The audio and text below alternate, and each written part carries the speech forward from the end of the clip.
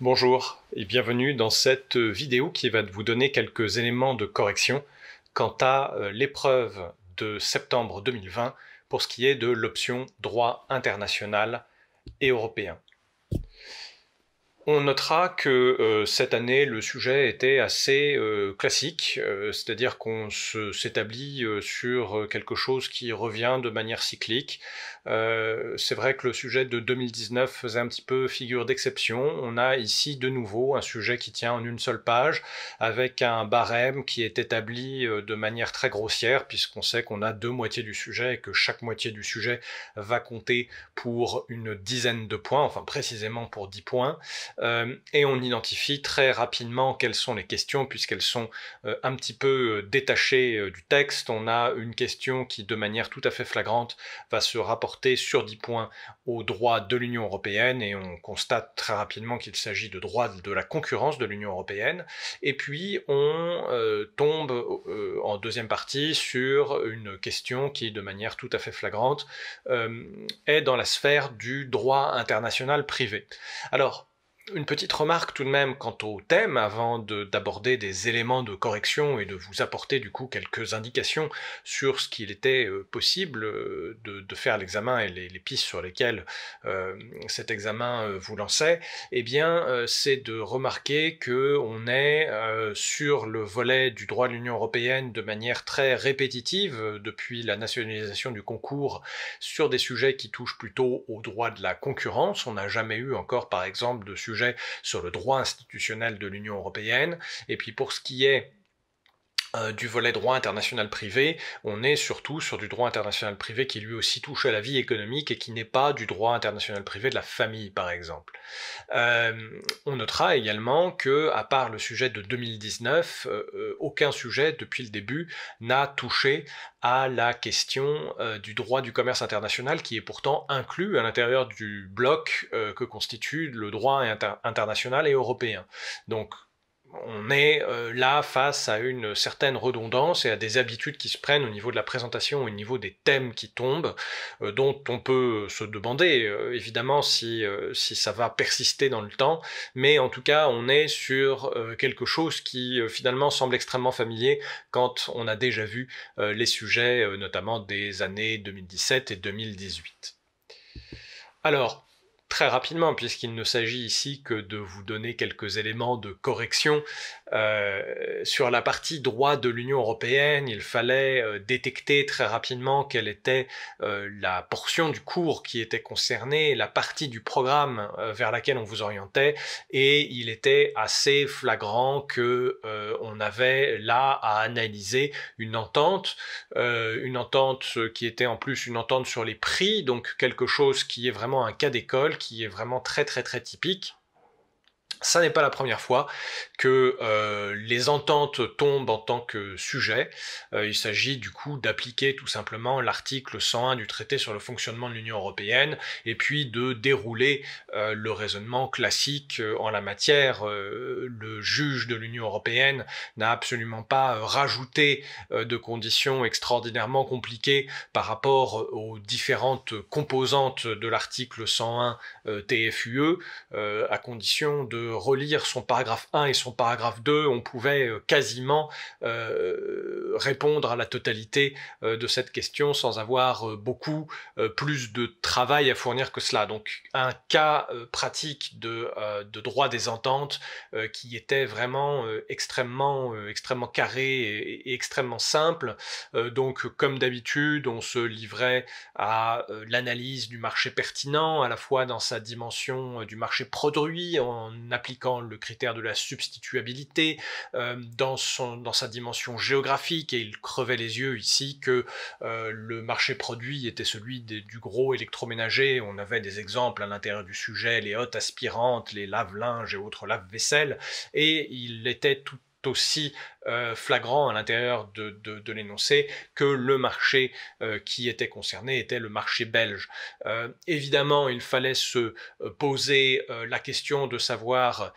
si on était face à des entreprises au sens de l'article 101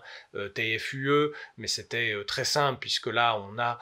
des entités qui interviennent sur un marché et qui y proposent des biens. Il fallait bien évidemment aussi tout à fait classiquement s'intéresser à la forme qu'avait pris l'entente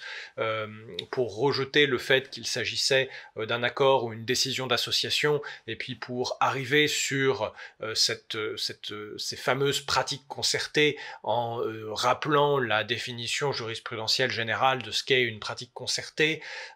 Il fallait bien évidemment aussi s'intéresser à la restriction de concurrence et à l'impact sur le commerce entre les États membres et pour cela on était ici face à un cas qui était plutôt simple à analyser puisque on le sait, lorsqu'on a une entente sur les prix, on est face à quelque chose qui est anticoncurrentiel par nature, par son objet, et non pas quelque chose qui est anticoncurrentiel par son effet, et donc l'essence même, le contenu même de cette pratique concertée, de toute façon, en fait quelque chose qui va restreindre la concurrence. La seule fioriture, en quelque sorte, qui était vraiment à relever à l'intérieur de ce cas pratique, c'était le fait que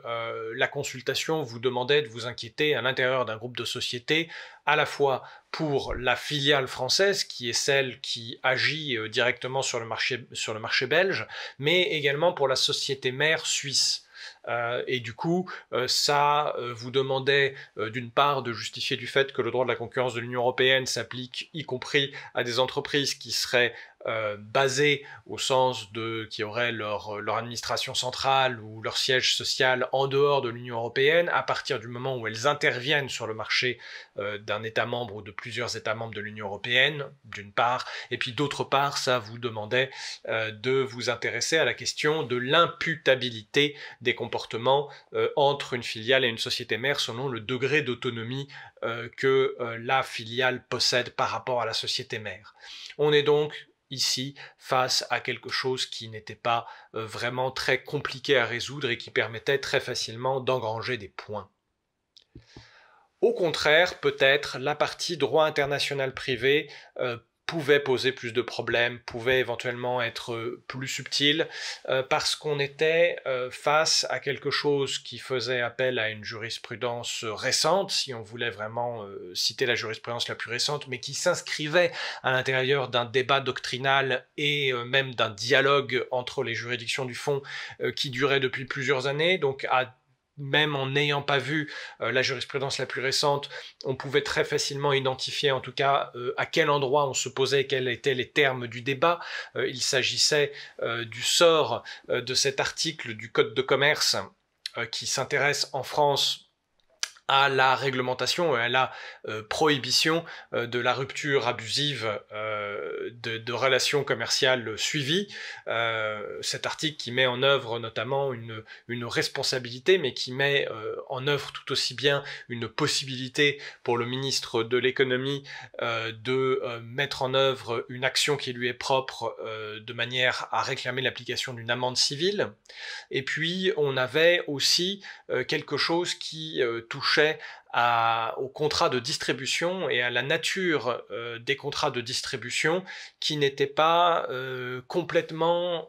simple non plus puisqu'il s'agissait de quelque chose qui est assez complexe dans la jurisprudence de la Cour de justice, même si c'est une jurisprudence qui est bien établie et dont on peut s'attendre à ce que tous les étudiants la connaissent bien, c'est tout de même une jurisprudence qui n'est pas d'un maniement facile. Du coup, on avait à la fois des questions qui se posaient de la compétence internationale des juridictions et des questions qui se posaient de la loi applicable par les juridictions. Alors, dans un premier temps, pour ce qui est de la compétence il fallait se poser la question de savoir quel était le régime de compétences auquel on allait faire appel. Il était assez simple de démontrer que c'était le règlement Bruxelles 1 bis qui était applicable, à la fois applicable sur la matière, on est de manière tout à fait flagrante dans ce cas pratique, dans la matière civile et commerciale, qui est applicable également temporellement, puisqu'on est face à une action qui de manière très claire est entamée postérieurement au 10 janvier 2015, qui est la date d'entrée en application du règlement Bruxelles 1 bis, et puis sur ce qui est de la compétence géographique, du champ d'application géographique du règlement Bruxelles 1 bis, on était face à une situation qui n'entrait dans aucun cas spécial cité par l'article 6 du règlement Bruxelles 1 bis, et du coup on se retrouvait sur une application très classique du critère de où se trouve le domicile du défendeur, et on pouvait conclure assez facilement à l'applicabilité du règlement Bruxelles 1 bis. Il se posait tout de même une question, c'est-à-dire qu'à l'intérieur du règlement Bruxelles 1 bis, on a un article spécial avec une compétence spéciale en matière contractuelle et un article spécial qui donne une compétence spéciale en matière d'action délictuelle. Et toute la question était ici de savoir comment il convenait de qualifier cette situation. Et là, on fait appel à cette jurisprudence dont je vous parlais il y a un instant, jurisprudence bien établie, puisque elle date maintenant de 2016, qui est la jurisprudence Granarolo. Et cette jurisprudence Granarolo nous mène effectivement à appliquer un faisceau d'indices pour tenter de repérer au sein de la relation qu'on nous donne à l'intérieur de l'énoncé des éléments tendant à démontrer qu'il y aurait un accord tacite, une convention tacite entre les deux sociétés qui sont dans cette, de part et d'autre de cette relation d'affaires suivie, puisqu'elle a duré 20 ans et qui est brutalement arrêtée du jour au lendemain. Et en retenant les critères de la jurisprudence, à condition de les connaître, c'est-à-dire des éléments tels que la durée des relations, la fréquence des relations d'affaires dans la durée et les volumes de commandes, les modalités des relations, les communications entre les parties, etc., etc., on arrivait assez rapidement tout de même à soupçonner que l'énoncé était fait pour nous aiguiller vers une qualification qui était plutôt une qualification de nature contractuelle, même si on peut s'imaginer que, à condition de bien motiver sa réponse, de conclure finalement au bout de l'analyse à une qualification délictuelle n'était pas nécessairement pénalisant au final pour l'étudiant, tant que le raisonnement était bien mené et que tous les éléments d'argumentation étaient bien posés à l'intérieur de la copie. Que l'on parte sur une qualification contractuelle ou délictuelle, de toute façon, on arrivait au même résultat, puisque la juridiction compétente en matière contractuelle, ici, c'était plutôt la juridiction du lieu où les services étaient fournis, puisque l'arrêt Granarolo nous dit aussi que lorsqu'on retient une qualification contractuelle, il est possible d'assimiler cette relation de distribution soit à une vente, soit à une prestation de service, et qu'ici on est plutôt dans les critères de la prestation de service. Et puis d'autre part, de toute façon, pour ce qui était des étudiants qui retenaient une qualification délictuelle, on se trouve sur une compétence de la juridiction où se matérialise le dommage, et dans un cas comme dans l'autre, ça nous menait à conclure de toute manière que les juridictions belges, dans ce cas pratique, étaient compétentes. Et donc, quelle que soit de toute manière la qualification retenue, on arrivait de toute manière au même résultat. Pour ce qui est de la partie, et évidemment on n'oubliait pas au passage aussi de mentionner la compétence générale du règlement Bruxelles 1 bis, qui est celle donnée par l'article 4 et qui est la compétence générale des juridictions du domicile du défendeur. Et puis, pour ce qui est de la partie sur la loi applicable, eh bien, on avait de manière très claire un énoncé qui nous guidait vers une analyse qui se posait en termes de loi de police, et on avait ici la question de savoir si les règles du Code de commerce français pouvaient être considérées éventuellement comme une loi de police qui aurait été applicable. On pouvait pour cela se référer à la fois au débat doctrinal, aux arrêts du fond déjà rendus. On pouvait, si on le connaissait, se référer à l'arrêt du 8 juillet 2020 rendu par la Chambre commerciale de la Cour de cassation. En tout cas, de toute façon, ce qui était important, c'était in fine de bien repérer que, comme n'importe quelle loi de police, cette loi de police, si tant est qu'on la reconnaisse, elle a un champ d'application spatial, puisque la loi de police ne s'applique que dans la configuration spatiale où elle est nécessaire, et que ici, sachant que les juridictions saisies sont des juridictions belges, et que le marché perturbé est le marché belge, il est tout à fait improbable que la loi de police française puisse être appliquée, mais parce que justement les faits se rattachent à la Belgique et qu'en plus le juge est belge. Et puis du coup il fallait au final, puisque on écartait plutôt l'application d'une loi de police, eh bien se poser la question de la loi applicable au fond du litige, et pour cela, selon la qualification qu'on avait retenue, il convenait de s'attacher au règlement Rome 1, de démontrer son applicabilité, et puis ensuite de se référer à son article 4 qui comprend dans son paragraphe 1 une règle spéciale pour les relations de distribution, pour les contrats de distribution, ou alors si on préférait retenir une qualification délictuelle, on pouvait s'intéresser au règlement Rome 2, et dans ce cas-là on utilisait là aussi l'article 4, et in fine, de toute façon, tout cela nous menait exactement au même résultat. Par conséquent, une partie de droit international privé un petit peu plus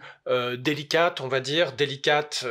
à cause du fait qu'on a à trancher une question de qualification qui n'est pas évidente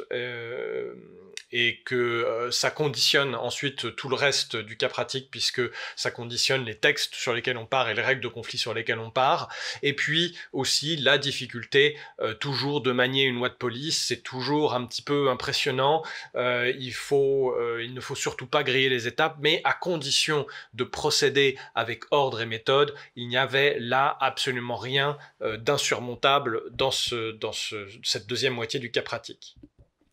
Au total, on peut synthétiser en disant qu'on est sur un niveau de difficulté qui est plutôt un niveau de difficulté moyen. On peut attirer l'attention sur le fait que